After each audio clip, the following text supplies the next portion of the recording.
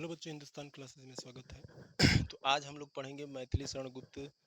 12वीं के जितने विद्यार्थी हैं, तो आज हम लोग पढ़ेंगे मैथिली शरण के परिचय के विषय में, और उसके बाद से उनका जो पद्य में कई कई अनुताप है उसको पढ़ेंगे, उसके बाद से गीत को पढ़ेंगे। ठीक है, तो आइए हम लोग देखते हैं और अच्छे तरीके से इनके परिचय के विषय में। पहले तो हम लोग इनका संक्षिप्त परिचय जानेंगे कि इनका संक्षिप्त परिचय क्या है। तो आप लोग को मैं बता दूं कि इनका जन्म 3 अगस्त सन 1886 ईस्वी को हुआ था, और इनके पिता का नाम सेठ रामचंद्र गुप्त था।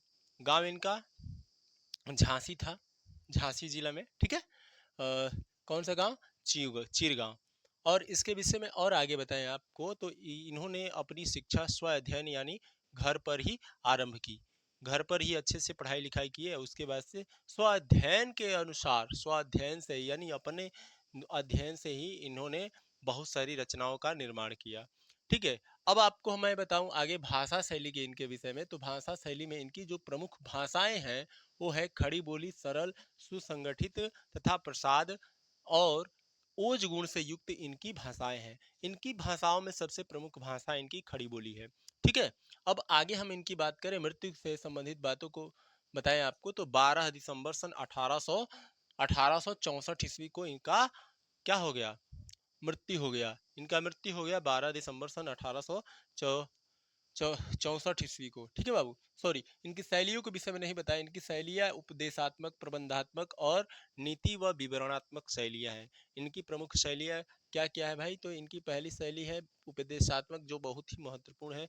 उसके बाद आती है प्रबंधात्मक, उसके बाद नीति व विवरणात्मक शैली। ठीक है, इनकी 3-4 जो शैलियाँ हैं ये बहुत ही महत्वपूर्ण है, इनको आप लोग याद रखेंगे।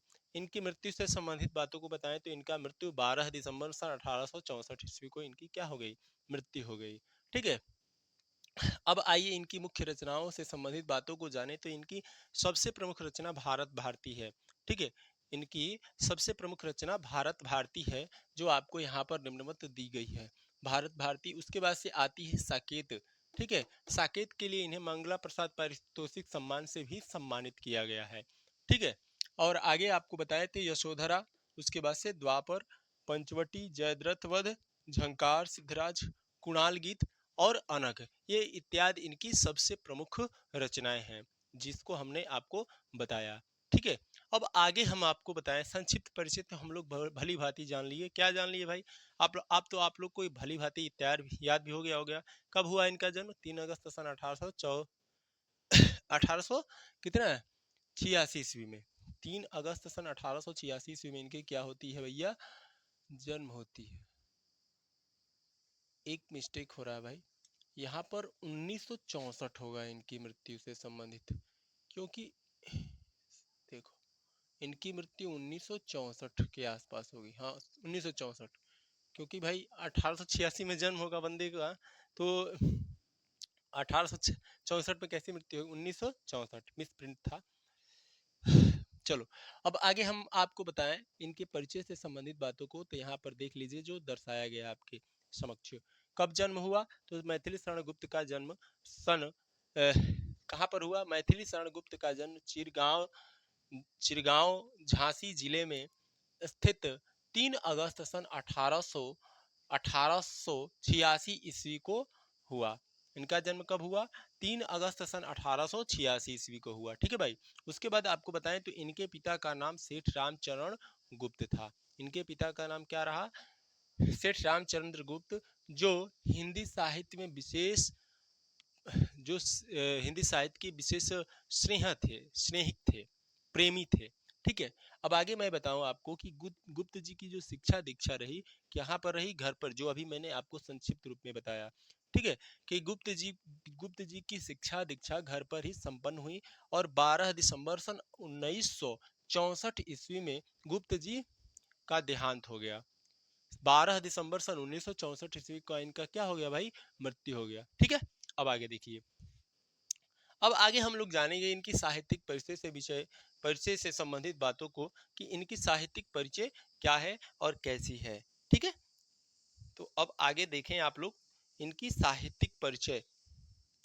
इनकी साहित्यिक परिचय बहुत ही संक्षिप्त रूप में लिखा गया है, जो आपको अभी मैं बता रहा हूँ कि इनकी साहित्यिक परिचय में क्या संवेदनाएं हैं, क्या क्या प्रमुख बातें हैं। अभी तो ये कम है, इससे आगे भी एरेज करके बताया जाएगा, लेकिन पहले जितना है उसको कवर कर लिया जाए। देखिए कह रहा है कि मैथिली शरण गुप्त आचार्य महावीर प्रसाद द्विवेदी के संपर्क में आने के पश्चात उनकी प्रेरणा से काव्य रचना करके इन्होंने हिंदी काव्य की धारा को समृद्ध किया। जब ये क्या किसके संपर्क में आए, जब महावीर प्रसाद द्विवेदी के संपर्क में आए, तो इन्होंने निम्न प्रकार की रचनाओं का क्या किया, निर्माण किया। देखिए अब आगे मैं आप लोग को बताऊं तो इनकी कविता में राष्ट्रभक्ति, राष्ट्र प्रेम, ठीक है, राष्ट्रभक्ति और राष्ट्र प्रेम का स्वर प्रमुख रूप से क्या है, मुखरित हुआ है, ठीक है, प्रमुख रूप से प्रसिद्ध है, ऐसा भी कह सकते हैं। इसी कारण हिंदी साहित्य के तत्कालीन विद्वानों ने इन्हें राष्ट्र कवि के उपाधि से भी विभूषित किया, ठीक है। किस काल क्या क्या कह रहा है कि इसी कारण हिंदी साहित्य के तत्कालीन विद्वानों ने इन्हें क्या कहा, साहित्य कि राष्ट्र कवि की उपाधि से विभूषित कर दिया गया, सम्मानित कर दिया गया, ठीक है। अब आगे मैं आप लोगों को बताऊं कि गुप्त जी की जो प्रारंभिक रचना है, जो कलकत्ता से क्या बोलते हैं, प्रारंभिक होने वाली पत्रिका वैश्योपकारक में प्रकाशित होती थी। किस किस कारक में, तो वैश्योपकारक में संपादित होती थी। और आचार्य द्विवेदी के संपर्क में जब ये आए, जब आचार्य महावीर प्रसाद द्विवेदी के संपर्क में जब ये आए, तो क्या किए कि रचनाओं में पहले सर्वप्रथम सरस्वती पत्रिका को ही प्रकाशित किए, ठीक है। गुप्त जी क्या किए, जब महावीर प्रसाद के संरक्षण में आए, संपर्क में आए, तो इन्होंने सबसे पहले किसी पत्रिका का संपादन किया, तो वो थी सरस्वती पत्रिका, ठीक है। आया अच्छे से समझ में। चलिए अब इसके आगे देखते हैं।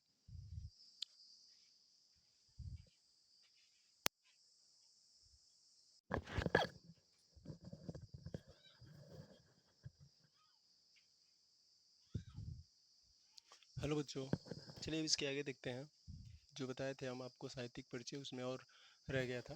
देखिए यहाँ पर कह रहे कि इसकी प्रमुख पुस्तक रंगभंग, ठीक है, रंग में भंग का प्रकाशन सन 1909 ईस्वी में हुआ।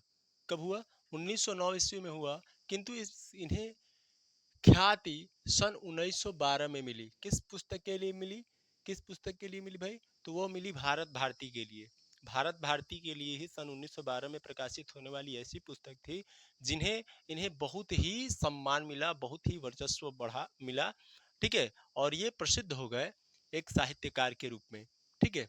अब देखिए आगे मैं बताऊं आपको कि इसी पुस्तक ने इन्हें राष्ट्र कवि के रूप में व्याख्यात किया। किस पुस्तक ने इन्हें राष्ट्र कवि के रूप में व्याख्यात किया, तो भारत भारती जो पत्रिका है, उसी के वजह से ये पूरे विश्व में, पूरे संसार में क्या हो गए, विख्यात हो गए।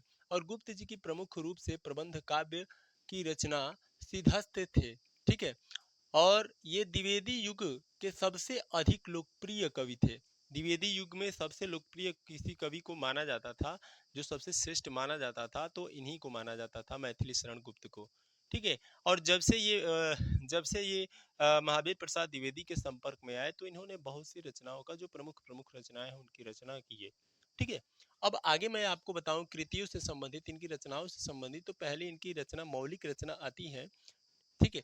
दो प्रकार की इनकी रचनाएं हैं, मौलिक रचनाएं, ठीक है, और दो प्रकार की रचनाएं हैं,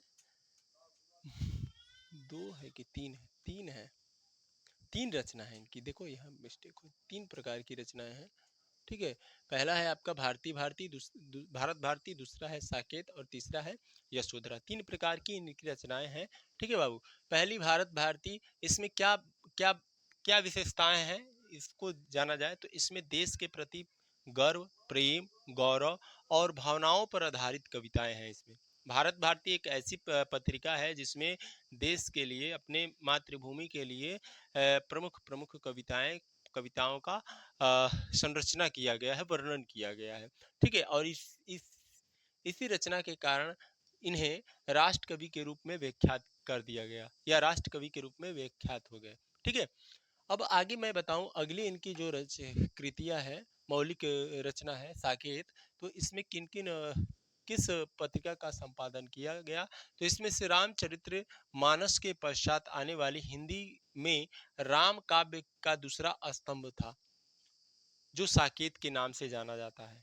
ठीक है, अब आगे बताएं आपको यशोधरा के लिए। यशोधरा इनकी ऐसी पत्रिका है, इसकी विवेचनाओं का किन किन विवेचनाओं को बताया गया। तो देखिए, इसमें उपेक्षित यशोधरा के चरित्र को काव्य के रूप में, काव्य के आधार पर बनाया गया, काव्य के आधार पर ही उसको वर्णन किया गया। अब मैं आगे आपको बताऊं तो इनकी कुछ अनुदित रचनाएं हैं, अनुदित रचनाएं हैं जैसे प्लासी का युद्ध, मेघनाथ वध, वृत्त संहार, इनकी आदि रचनाएं हैं जो अनुदित रचना है। पूछेगा कि मैथिली शरण गुप्त की अनुदित रचना है, और इन्हीं में से कोई एक दे देगा।